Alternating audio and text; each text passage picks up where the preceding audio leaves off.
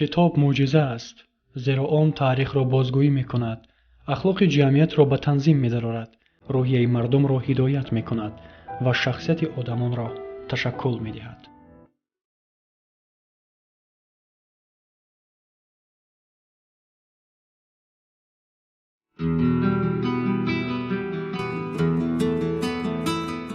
بینندگان عزیز، امروز ما با شما درباره پویست نویسنده ممتاز تاجیک بهرام فیروز با نام ستاره دمدار معلومات خواهیم داد.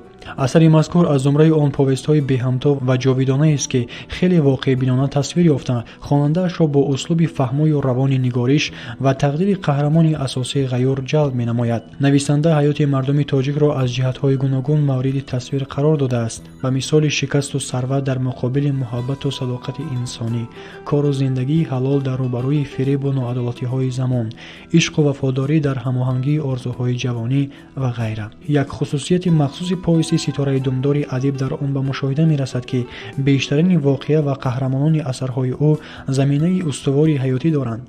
از این سبب مؤلف در پیشگفتار نوشته است: بنیاد این قصه واقعی است و اشتراکچیان آن امروز در قید حیاتند. من سرگذشت آنان را به طرزی که می‌خواستم رنگ‌وبار و روش تازه دادم. در این زمینه وابسته به محتوای اثر مذکور، یکی از داوطلبان آزمون جمهوریوی فروغ صبح دانایی کتاب است اندیشه خود را چنین بیان داشت: سال دوم است که در قلمرو کشور آزمون جمهوریوی فروغ صبح دانایی کتاب است برگزار کرده شده است.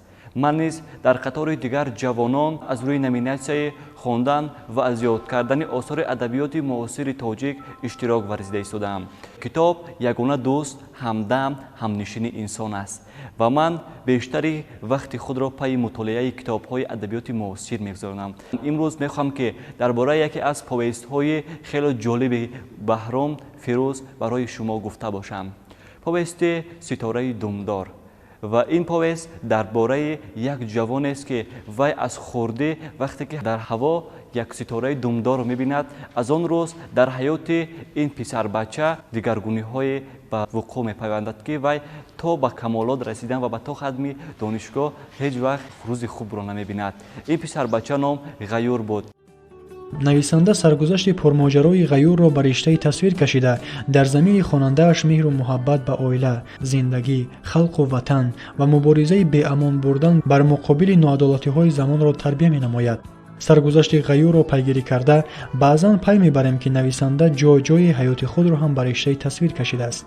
مثلا در وقت دانشگاه را ختم کردن قهرمان اساسی غیور او را با سبب‌های معلوم از دانشگاه خارج کردنی می‌شوند، همان غیوری را که در دانشگاه رفتاری نمونوی داشت و اعلی می‌خواند. از سر خود نویسنده اثر هم عیناً همین گونه حادثه در وقت ختم دانشگاه رخ داده بود و همین طور از همان ایام بهرام فیروز در اثرهایش مدام نفرت به ناحقی و بی‌عدالتی، ظلم و ستم، دروغ و دیگر خصلت‌های ناشایم انسانی را زیر تازیانه تنقید قرار داده در هر یک حکایه و قصه‌اش علیه این گونه نفران قلم می‌کشید، سیمای منفور آنها را به مردم آشکار می‌نمود. خلاصه این که در پویست مذکور غیور تا به آخر نمیتواند که موفقیت آورد. هدف اساسی نویسنده در آن است که باید در زندگی همه راستگو باشد، یعنی که با عدالت باشد و هر شخص باید در زندگی مبارز باشد تا که به قله‌های مراد مقصود خود برسد. کتابخانه میتواند که انسان را به جاده‌های بلند موفقیت نائل گرداند. پویست مسائل گوناگون حیات مردم دیها، دوستی و رفاقت، مهر و محبت و دیگر کردارهای نیک و سازنده را در بر گرفته ادیب در اثرش کوشش نموده است که خصوصیت‌های ملی زندگی و عادت‌های تاجیکانه را به طور حقیقی انعکاس نماید. در پویست ستاره دمدار اخلاق نمونوی موضوع اولین درجه میباشد. بینندگان عزیز، شما میتوانید اثر مذکور را از دلخواه کتابخانه‌های جمهوری دسترس نمایید.